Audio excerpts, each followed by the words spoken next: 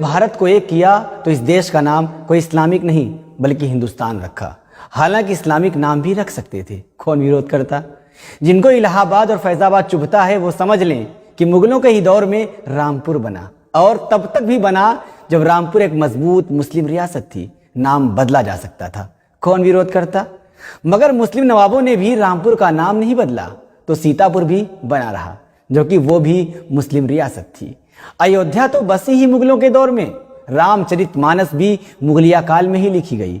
मथुरा वृंदावन तो बसी ही मुगलों के दौर में, बनने से रोक सकते थे, कौन विरोध करता। आज के माहौल में मुगलों को सोचता हूं, मुस्लिम हुक्मरानों को सोचता हूं तो लगता है कि उन्होंने बेवकूफ़ी की।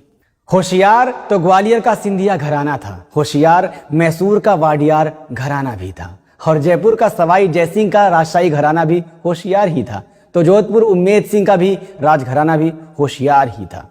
देश के साथ गद्दारी भी की और आज सबसे बड़े देशभक्त भी बनते हैं। टीपू सुल्तान हो या बहादुर शाह जफर, बेवकूफ़ी कर गए। कोई चिथड़े चिथड़े हो गया तो किसी को देश की मिट्टी भी नसीब नहीं हुई, और सबके वंशज आज भीख मांग रहे हैं। अंग्रेजों से मिल जाते तो वो भी अपने महल बचा लेते और अपनी रियासतें भी बचा लेते।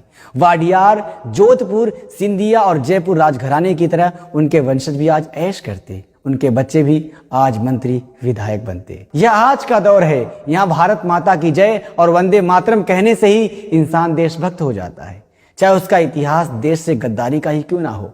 बहादुर शाह जफर ने जो 1857 के गदर में अंग्रेजों के खिलाफ पूरे देश की क़यादत की और उनको पूरे देश के राजा रजवाड़ों तथा बादशाहों ने अपना नेता माना, भीषण लड़ाई के बाद अंग्रेजों की छल कपट नीति से बहादुर शाह जफर हार गए और गिरफ्तार कर लिए गए। ब्रिटिश कैद में जब बहादुर शाह जफर को भूख लगी तो अंग्रेज उनके सामने थाली में परोसकर उनके बेटों के सिर ले आए। उन्होंने अंग्रेजों को जवाब दिया कि हिंदुस्तान के बेटे देश के लिए सिर कुर्बान करके अपने बाप के पास इसी अंदाज में आया करते हैं। बेवकूफ थे बहादुर शाह जफर।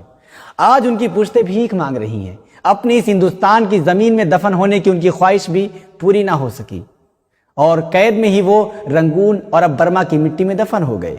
अंग्रेजों ने उनकी कब्र की निशानी भी ना छोड़ी और मिट्टी बराबर करके फसल उगा दी। बाद में एक खुदाई में उनका वहीं से कंकाल मिला और फिर पहचान के बाद उनकी कब्र बनाई गई। सोचिए कि आज बहादुर शाह जफर को कौन याद करता है, क्या मिला उनको देश के लिए अपने खानदान की कुर्बानी से। ऐसा इतिहास और देश के लिए बलिदान किसी संघी का होता तो अब तक सैकड़ों शहरों और रेलवे स्टेशनों का नाम उनके नाम पर हो गया होता। क्या इनके नाम पर हुआ कुछ? इसलिए कहा कि अंग्रेजों से मिल जाना था, ऐसा करते तो ना कैद मिलती ना कैद में मौत, ना यह गम लिखते जो रंगून की कैद में लिखा। लगता नहीं है दिल मेरा उजड़े दयार में, किसकी बनी है आलमे ना पायेदार में। उम्र दराज मांग कर लाए थे 4 दिन, 2 आरज़ू में कट गए 2 इंतजार में। कितना बदनसीब है जफर दफन के लिए, 2 गज जमी भी मिल न सकी कूहे यार में। फिलहाल NIN में इतना ही। इसी तरह सच्चाई को पहचानने के लिए जुड़े रहिए NIN के साथ।